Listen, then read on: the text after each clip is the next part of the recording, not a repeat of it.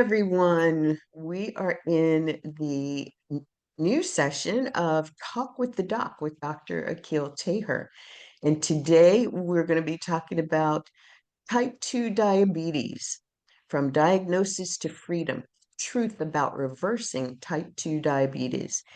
And before I actually give you an introduction about what we're going to do today, I'd just like to introduce you to Dr. Akil if you do not know him.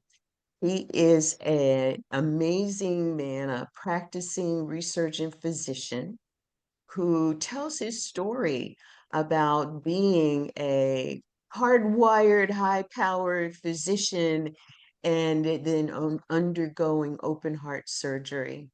And from there, having done some amazing feats in his life, to being an extreme athlete in his 60s and 70s. And today he's spreading the message of using lifestyle and food as medicine. And he's really a testament to the fact that change can happen.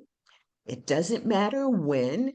And because of that, he's just such an inspiration to so many. And today he's going to be talking about reversing type 2 diabetes that we know affects millions of people. And it's for some people feels like a lifelong sentence.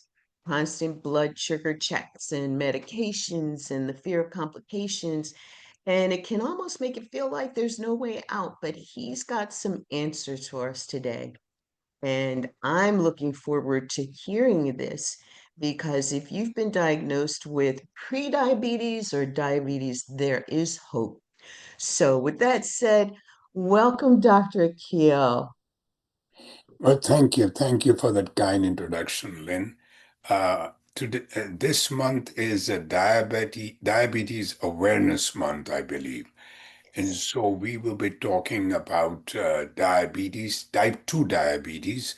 We won't go into depth of secondary diabetes or complications, but just the type 2 diabetes, how you can diagnose it, what are the reasons that we have diabetes? Is sugar really the reason, or is sugar the end result of diabetes? And then we shall talk a little bit about how we can treat this and also reverse this. So, what we are going to talk is diabetes is when your sugar in the blood increases, or what we call as hyperglycemia, characterized initially by defects in insulin action. We have the insulin, but it does not act. Why? We'll look into answers for this. Number two, is sugar the cause or end result of diabetes? We will try to, these are the questions we will try to answer so that you can not only prevent and manage diabetes, but can also reverse it. Now, I would like to, because diabetes is a problem in so many countries, especially in the US too, but I would like to make a disclaimer. To those who are diabetics, I am not asking you to discontinue your medications. That is between you and your doctor. But what I would like to say is that with the diet, exercise, and other factors, which we will be talking about, you may have to reduce your medications or in some cases not use medications at all.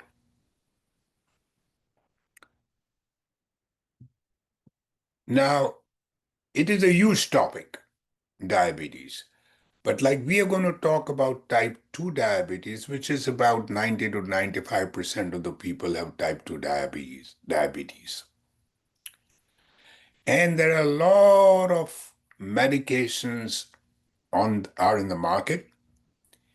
And the common goal of all these medications is some act on the liver to produce less sugar, others act on the pancreas to increase the insulin, and some send out sugar through the urine.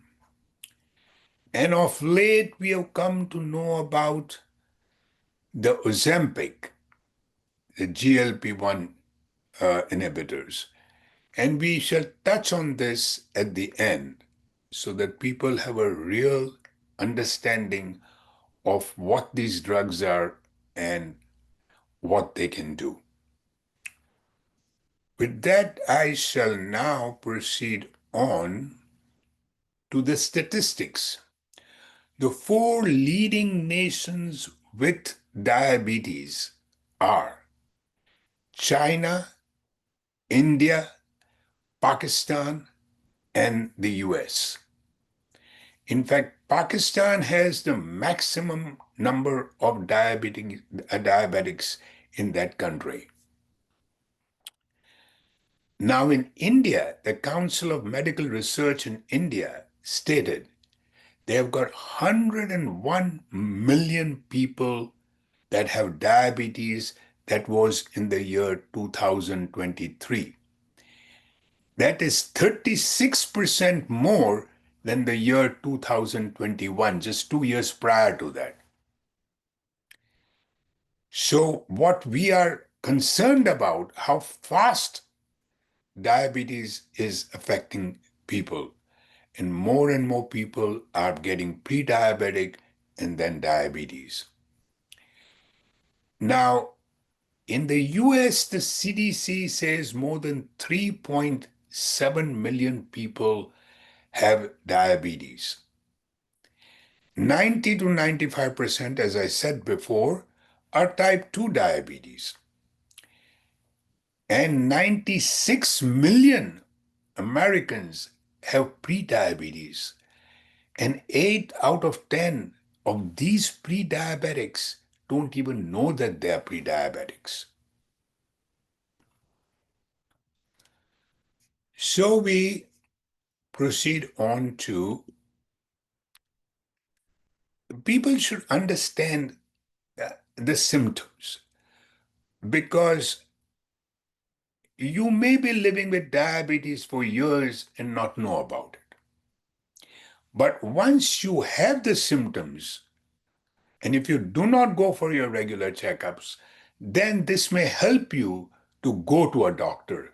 Like if you got sudden increased thirst, frequent urination, increased hunger, unintended weight loss, fatigue, tiredness, blurred vision, you get sores and they don't heal fast, and you get frequent infections, bacterial infections, or even fungal infections.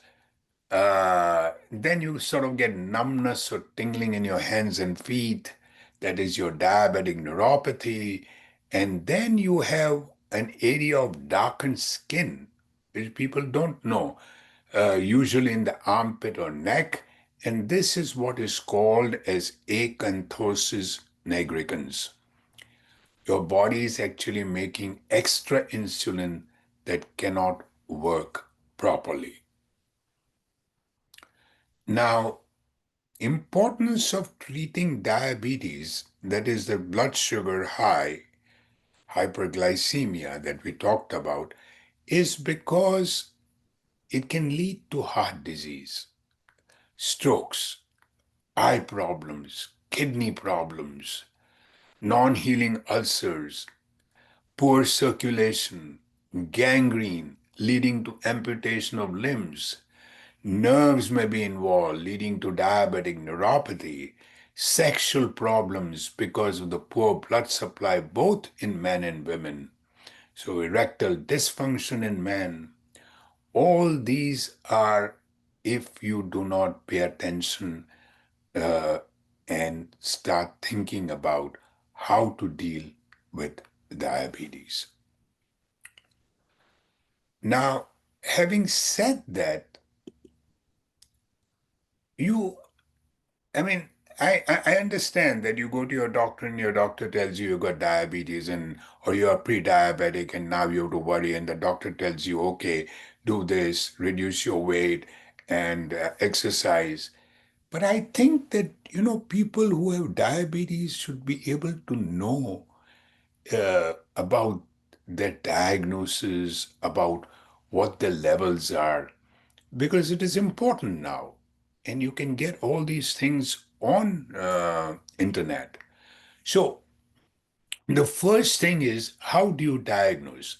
There's several ways you can diagnose by the hemoglobin A1C or your random blood sugar taken at any time, your fasting blood sugar, and your glucose tolerance test. So bear with me and understand this. This is for the general public. A hemoglobin A1C test below 5.7 is considered normal. Between 5.7 to 6.4 means you're pre-diabetic. 6.5 or higher on two separate occasions means you have diabetes. Now, random blood sugar, if it is 200 milligrams per deciliter or higher, it suggests that you have diabetes, no matter when you ate last. Fasting blood sugar should be below 100 milligrams per deciliter. That is normal. Between 100 and 125 is pre-diabetic, and 126 or higher, it is considered diabetes. And finally, in certain cases, gestational diabetes or otherwise, they do a glucose tolerance test. It means you're fasting overnight and then you are given a drink of a sugary liquid, 75 grams. Blood sugars are tested regularly for the next 2 hours. And if your blood sugars are 140 or less, you're normal. Between 144 and 199, you are pre-diabetic, and a reading of over 200 means you have diabetes. So it's good to understand this. Next is, who should get tested? You see, anyone with a BMI of 25 or more, regardless of age, with having additional risk factors of, say, a family history of diabetes or high cholesterol or high blood pressure should get tested. Number two, anyone older than 35 should get an initial blood sugar screening. If the results are normal, they should be screened every 3 years after that. Number three, women who have had gestational diabetes during pregnancy should be screened every 3 years after that. And finally, anyone who has been diagnosed with prediabetes, that means when your hemoglobin A1C, as I said, was between 5.7 and 6.4, or your fasting blood sugar is between 100 and 125, they should be tested every year. In my opinion, people who are pre-diabetic should be treated.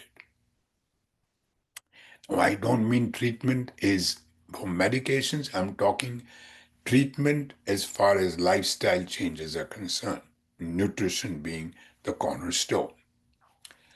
Okay, going next is, let's now look at something. Is sugar really is the cause of diabetes?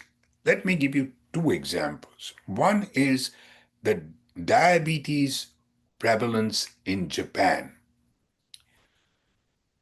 You see, when you talk to people about diabetes, what do they say?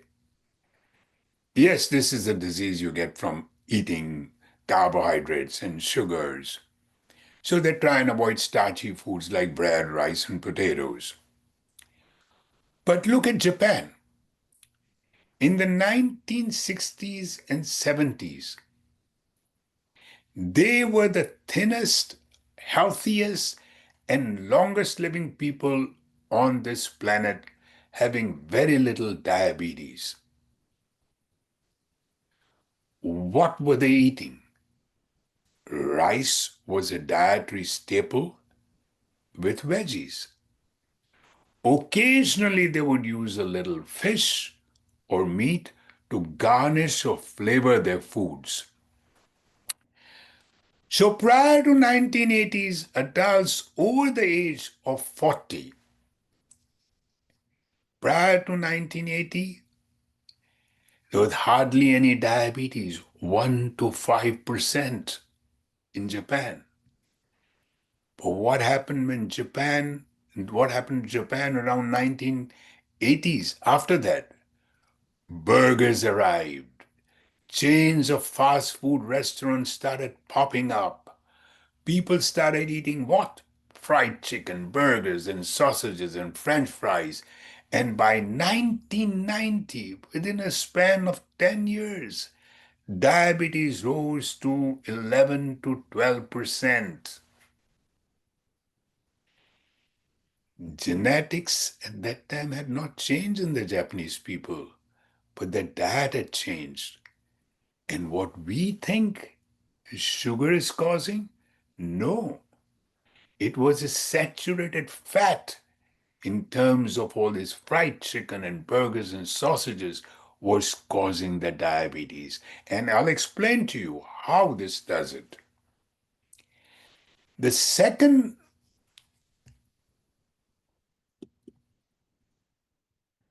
the second research was done in the Adventist Health Study,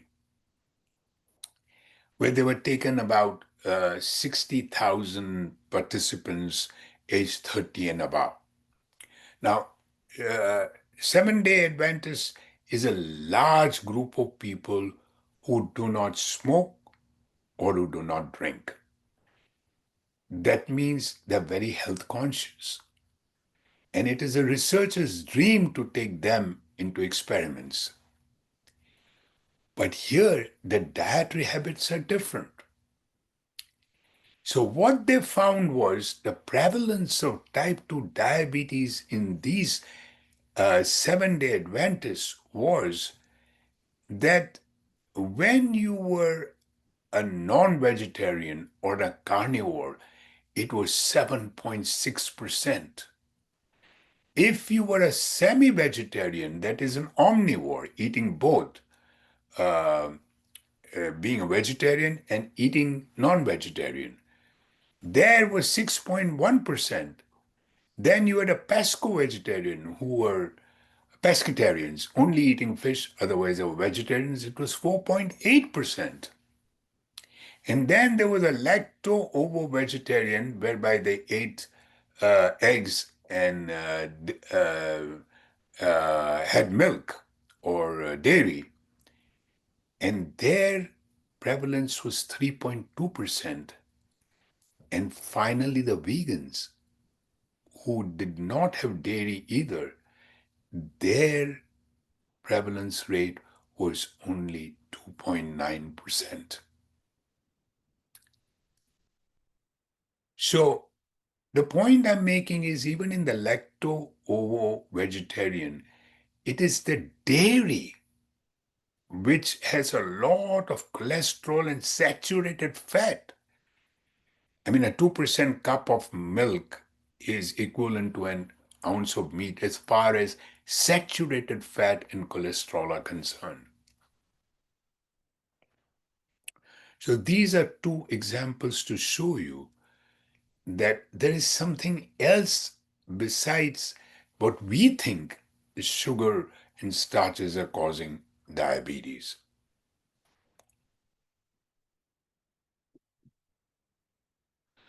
So let me just talk to you a little bit about what is a conventional diabetic diet that the uh, Diabetic Association or the hospitals or the people who are in the nutrition field looking for diabetes and to treat diabetes. And that's a conventional diabetic diet versus the whole food plant-based diet. So for what does this do for the type 2 diabetes? So first let me explain to you. The conventional diabetic diet is a portion controlled diet. Means you limit your calories. Don't take too many calories. Keep your carbohydrates steady and limit your bad fats. While a plant-based diet is no animal products. Minimize your oil, very, very scant use of oil, and low glycemic index foods. What really happened was that the National Institute of Health gave a grant to PCRM for people with type 2 diabetes to test a portion controlled diet versus a plant based diet. It was a randomized 74-week trial, 7-week trial. Now, you understand that what is a low glycemic index? Because glycemic index, how fast the food releases sugar in the blood. So white bread will release it very fast. Rye will release it a little slower. Pumpernickel bread, for example, or sweet potato releases far slower than the rye bread. So what they did was they tracked the hemoglobin A1C after this 74-week trial. So what they found was, now we like to keep diabetics because this was a study done on diabetic patients, type 2 diabetics. We like to keep their hemoglobin A1C lower than below 7. Now the A1C in the portion control group dropped by 0.4% points. And that was a good drop in this group that medicines could do for you, so you know that a diet works. But the plant-based group had the people in the plant-based group, diabetic people, had an A1C, hemoglobin A1C of 8. But the drop of hemoglobin A1C was 3 times more than the control group. It dropped by 1.2 percentage points, no counting calories, no exercise, no medications, and no side effects to the medications. So that was what a plant-based diet can do.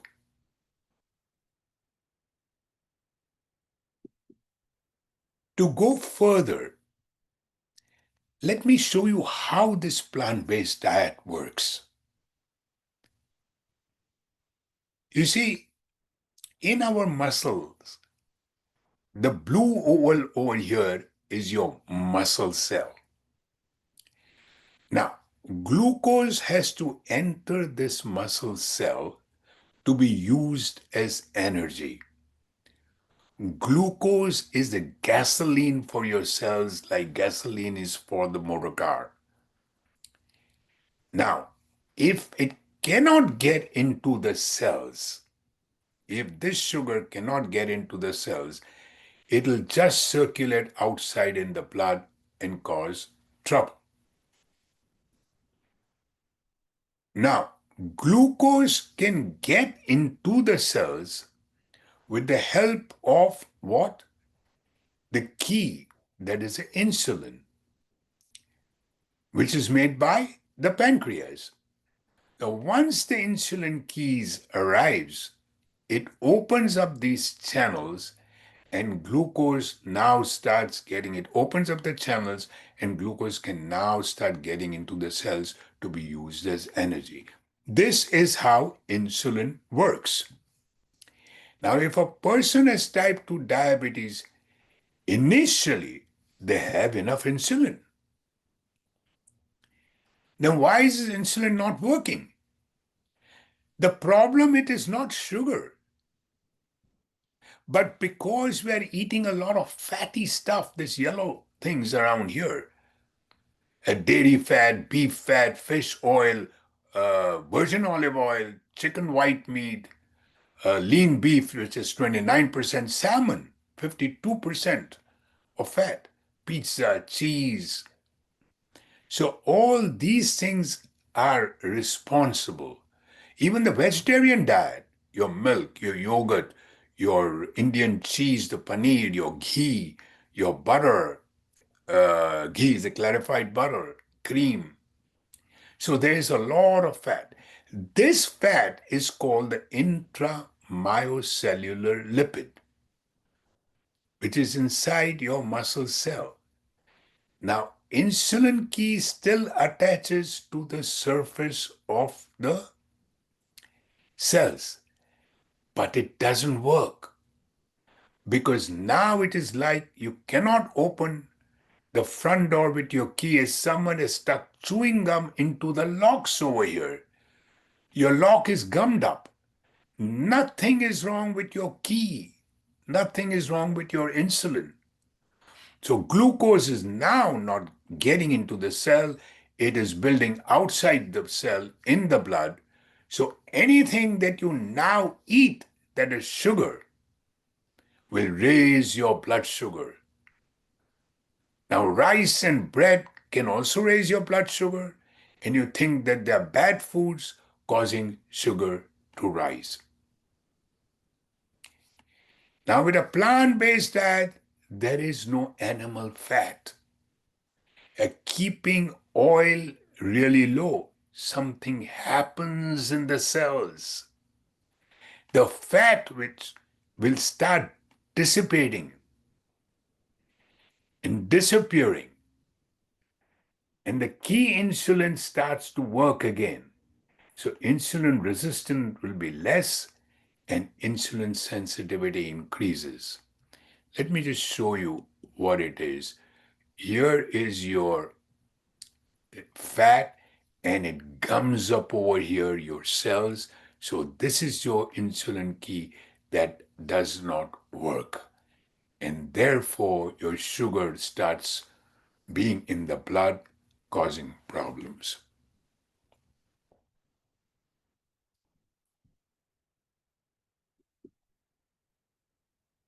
So let's look at it. Why is it that we are asking people to go whole food plant based, especially in terms of diabetes, since we are talking about diabetes? Because if you look at all this roast beef on this side, your chicken with skin, without skin, your salmon, your cheddar cheese, and two large eggs, all these have got high cholesterol. 80s in the 80s, and in fact, two large eggs have 362 milligrams of cholesterol.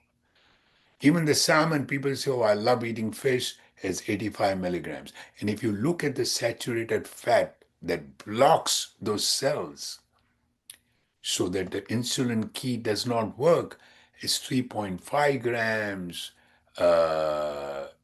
Even without the skin, it is 2 grams, the chicken. And then your salmon is 3.2 grams, and your cheddar cheese has 11 grams of fat. While if you look at around here, the whole food plant-based foods like your black beans, zero point 0.1 gram of fat.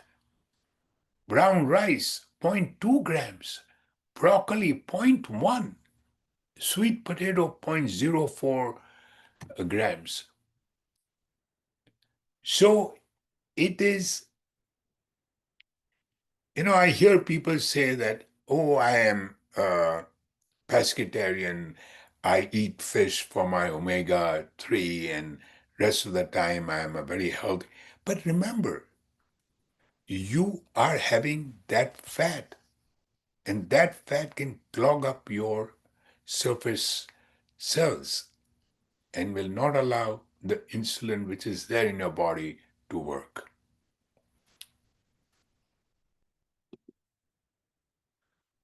So let's do a case presentation so that your understanding is now better, not because you have understood, but so that you can sort of spread this understanding to other people around you, your family, your friends, and other people. So you have a 35-year-old male who family history is type 2 diabetes in both maternal grandparents and in the father. Father died at the age of 30 of complications of diabetes. Now, this 35-year-old male was diagnosed of type 2 diabetes 4 years ago, treated with metformin 500 milligrams twice a day. He had excess body weight. He had high cholesterol, was treated with statins, and had erectile dysfunction. Okay?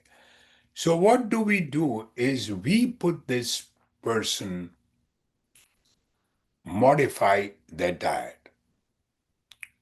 So, what do we do is actually his clinical status was his weight was 276, hemoglobin A1C was 9.5%, total cholesterol was 221, and he was symptomatic erectile dysfunction. What we did with the diet intervention: avoid all animal products.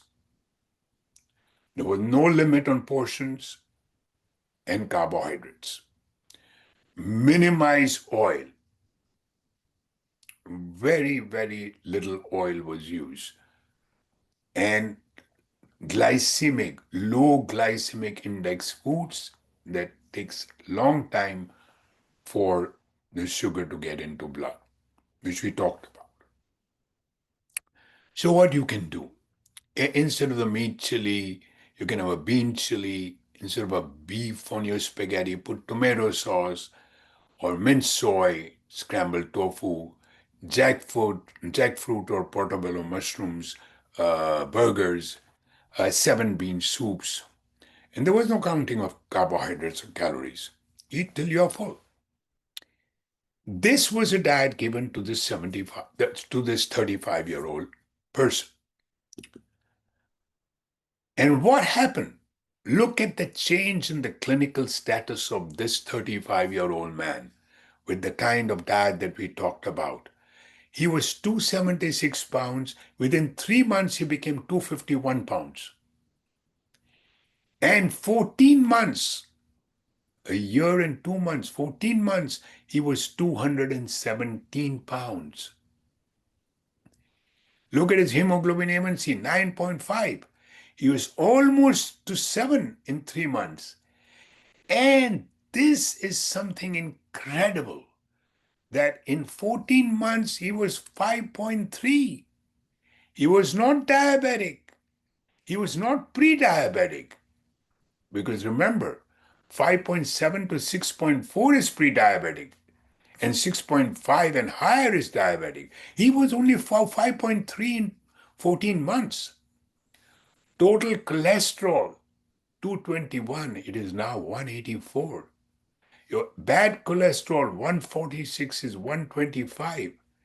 And his erectile dysfunction was in remission in 3 months, because it does is acts on the endothelium, this kind of a diet, and increases the blood flow in your arteries, even in the penile arteries. So now, if you look at it about 2 to 3 decades ago, uh, you could never tell a person that you are cured. Here you can. Because at that time, once you were diabetic, when I was a doctor in say 70s or 80s or 90s, once you have diabetes, you'll always have diabetes. And they were right in asking patients to check their blood sugars regularly, take their medications on time, etc., etc. But this kind of a diet can reverse your diabetes. So there was a study done on palm and canola oil reduces insulin sensitivity. Even though canola oil is unsaturated, one single meal of palm oil caused insulin sensitivity to go down. Palm oil is saturated fat. The same thing is with canola oil, not that bad, but it did cause insulin sensitivity to go down. The bottom line is fat from any source can get into your muscle cell. It can be saturated fat in your dairy or meat or palm oil, coconut oil. So that's a no-no.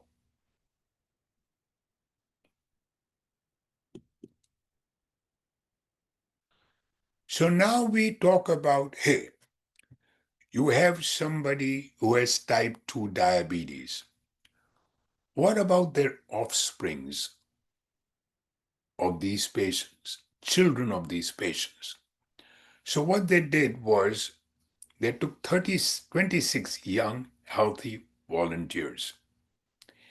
Everyone got a glucose tolerance test, the one which I told you, 75 grams of glucose near fasting overnight.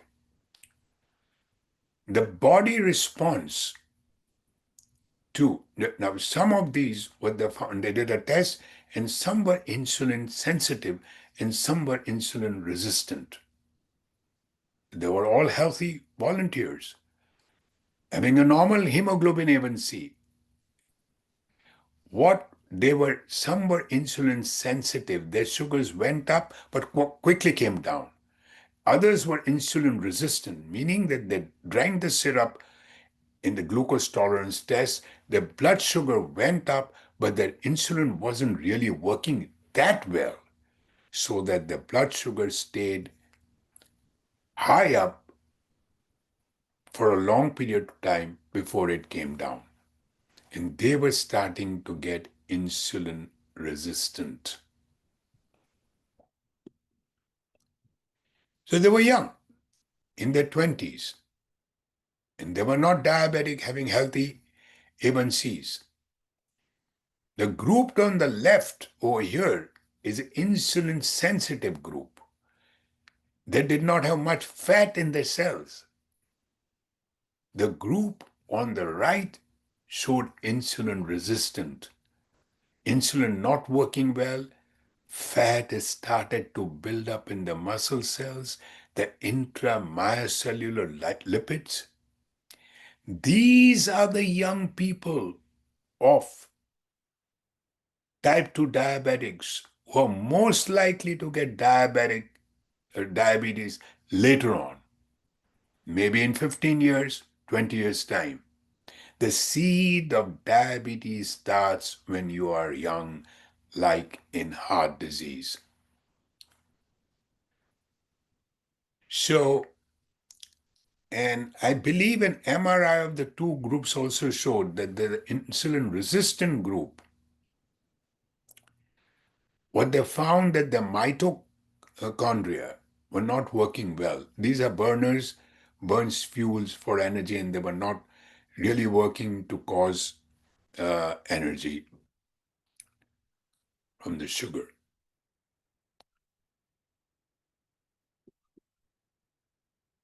So a whole food plant-based diet is the complete nutrition. Your carbs from your whole grains, your quinoa, your amaranth, your couscous, your millet, your barley, your brown rice. All these are such powerful products that can, and these are the not the simple carbs, but these are complex carbs. And then you can get your fats that you require, omega-3 from nuts and seeds, your calcium. You don't require that high of a calcium. What you do require is a supplement of vitamin B12 as well as vitamin D, because vitamin D absorbs calcium and vitamin B12 is required because it is not found in plant-based foods. And D is another vitamin that you need.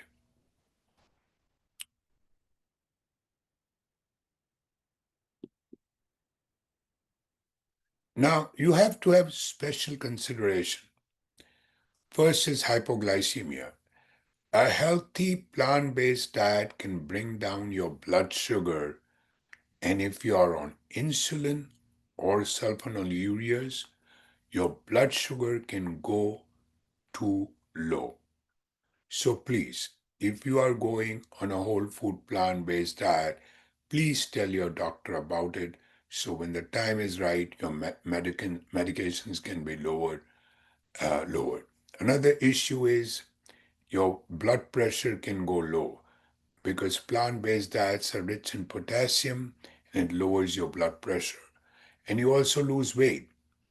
And if you started exercising, it can further drop your blood pressure. So anticoagulants, only if you're on Coumadin and warfarin, but no problem with the newer anticoagulant drugs.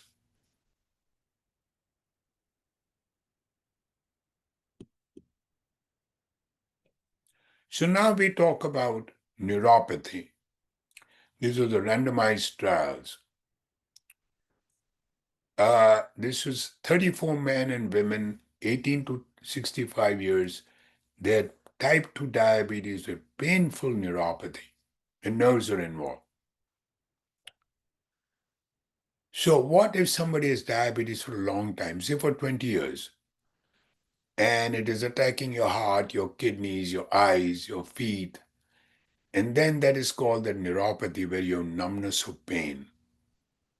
In numbness, you have loss of feeling, while in pain, it can be burning, stabbing pain, or pins and needles.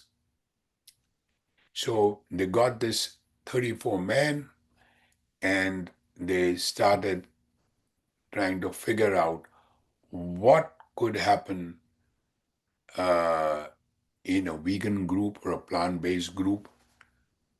That there were there was a control study and there was a group of people who were given a vegan plant-based vegan diet, and what they found that that the nerve function was improving bit by bit. And then in the control group, there was no such change. In the control group, neuropathy was getting worse.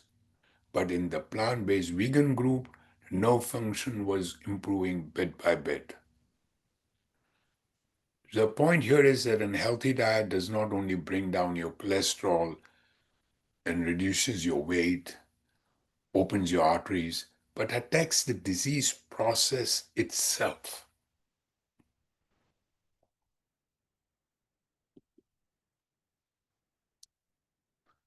Now, this was interesting. Type 2 diabetes risk, soda. Of course, soda is bad. Sugar is bad. I'm not denying that. But what I'm trying to tell you is that a meta analysis, which is a combination of multiple scientific studies, in 2015, they looked at the use of sweetened beverages, Cokes and Pepsis, and sugar sweetened juices. And what they found was that these people having the beverages had an 18% increased risk of developing diabetes. Now, but they also found that 25% increased rate of diabetes with artificially sweetened sodas, no sugar. The popular notion was something about sugar is driving the diabetes, but here we found that it's true for a sugar sweetened soda as well as an artificial sweetened soda. This was in 2015. So let's fast forward to 2017. A Canadian Medical Association journal published a meta analysis. They said, let's look at all the sugars, not in the sodas, but sugar in apples and oranges and pies, unhealthy as well as healthy sugars. There was actually a 9% reduction in diabetes. This may be due to having sugar in the form of bananas, oranges, apples, and some sugar in the breakfast cereal that might be whole grain. So sugar may not be the issue. So then what is the problem that we have been talking about? Let's look at the meal on the left. Some of us would say, isn't that a terrible meal? Oh, that soda at the back for this is for diabetes. Soda at the back. It is a terrible meal, but not just because of the soda. Look at the burger. Two patties of meat drowning in cheese, and then the French fries, innocent potatoes that didn't mean any harm, but they're soaked in grease. And all that grease is getting into your muscle cells and causing insulin resistance, not letting your insulin keys work. Now look at the right. There's a Pepsi and a Coke, but not health food. But there's a heck of a lot wrong with the meal besides the drink. The chicken is breaded, it's fried, it's loaded with fat. Calories come from fat. There's a whole lot more in the skin and the breading. So here it is. So it looks like soda is associated with diabetes, but not because of the soda, but because of all the junk that comes along with it. The burger, the fatty chicken. In fact, the only healthy thing in this picture is a cardboard box, and that has a lot of fiber. So again, a plant-based diet is a high fiber, reduces weight without being hungry, brings your blood sugar down, has veggies, fruits, legumes, beans, nuts, seeds, whole grains. So, and remember that the fiber is needed. Fiber is found in plant foods and it is linked to lowering your cholesterol, for preventing constipation and the complications of constipation, helps you in feeling full, improves your blood sugar control, and reduces the incidence of diabetes. Fiber. Okay, now we go on to a bit of exercise. Exercise helps control weight, lowers blood pressure, decreases LDL, triglycerides, increases your HDL cholesterol, strengthens your muscles and bones, and but in diabetes, exercise causes your muscles to use more glucose, lowering your blood glucose levels. It also makes your cells more sensitive to insulin. In the pancreas, it improves insulin secretion. So here we go.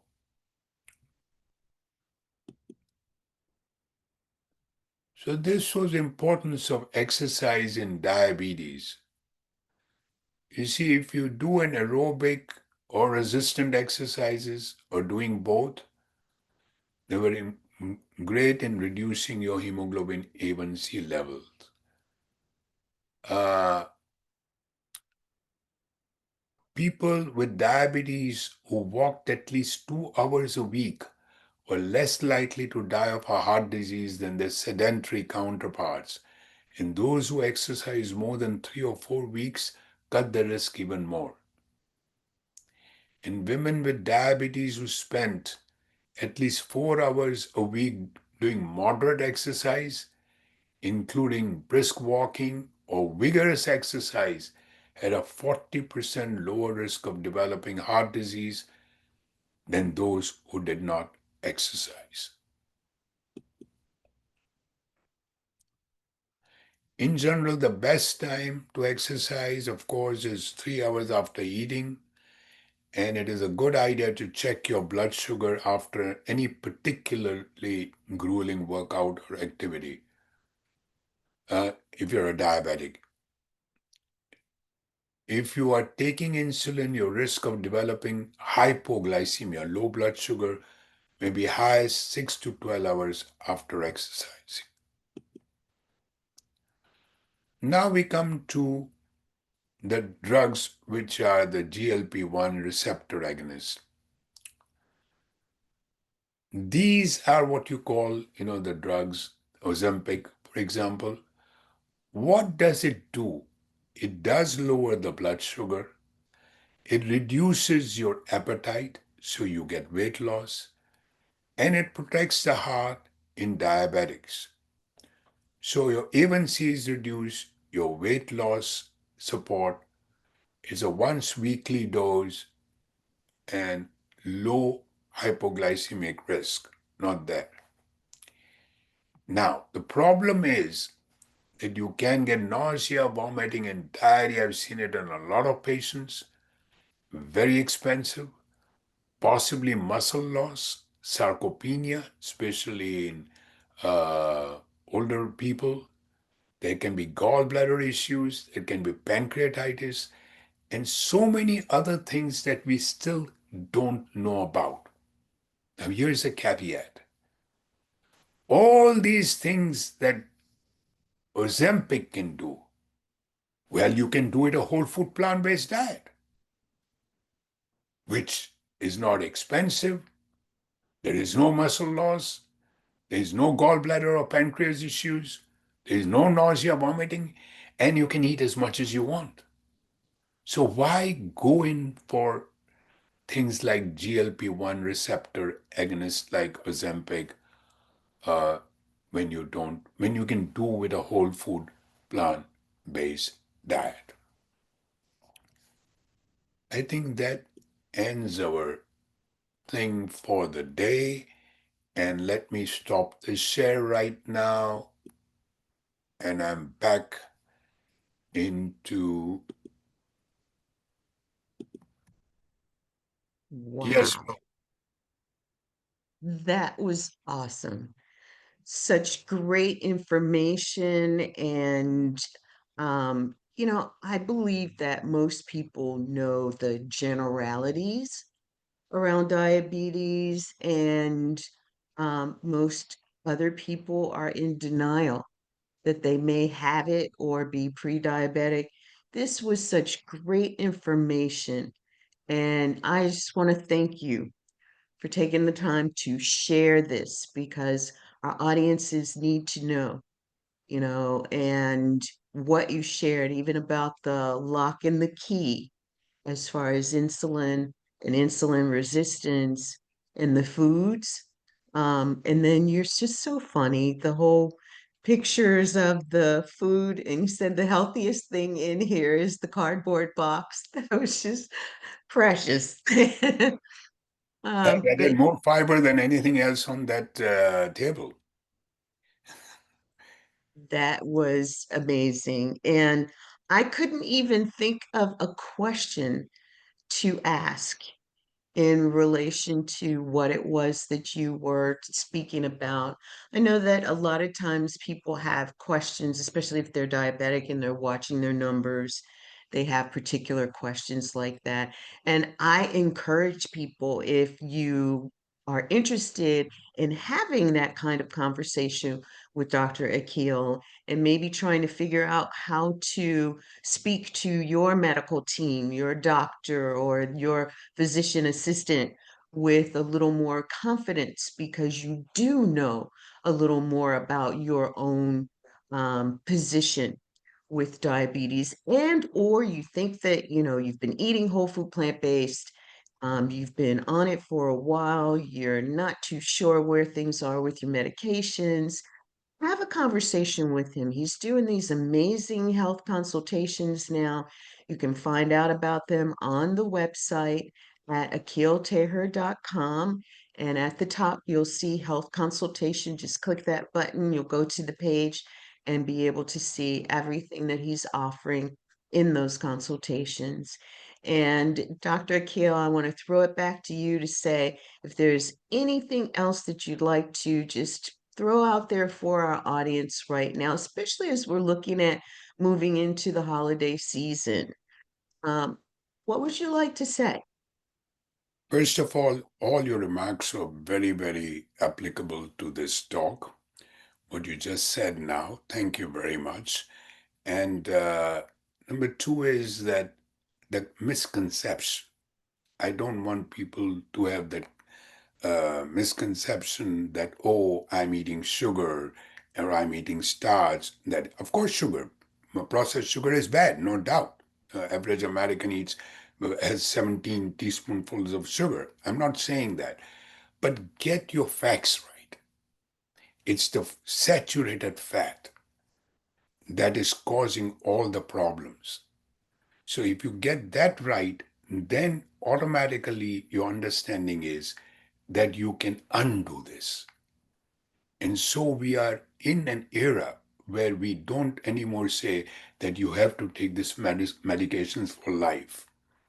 What you can say is if you follow the whole food plant-based diet, you are now cured in a way. If you continue your whole food plant-based diet and you reverse your diabetes totally.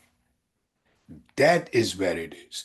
Now, having said that, please, anytime you want to go on this, and I said first disclaimer, please ask your doctors and talk to them.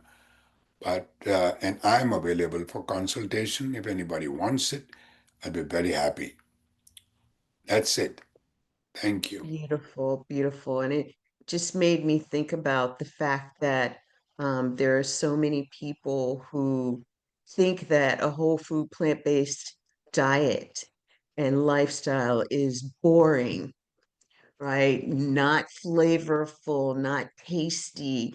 And I was one of them at one point until I started tasting some of the foods that people are putting together and then doing it myself. And I just, I have to just give a shout out to you for doing your shop and cook with the doc once a month, where you actually do these very tasty recipes.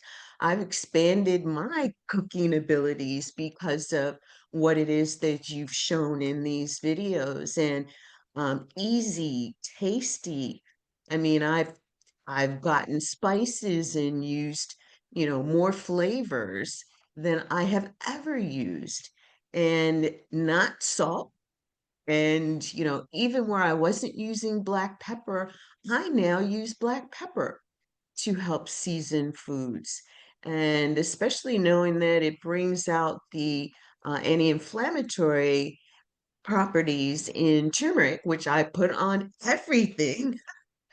So, check out Dr. Akil's Shop and Cook with the Doc. That's also on the website. And I just have to say, bravo. You've done an excellent job with putting those delicious recipes out there. And I can attest to the fact that they're delicious because I get to sample them.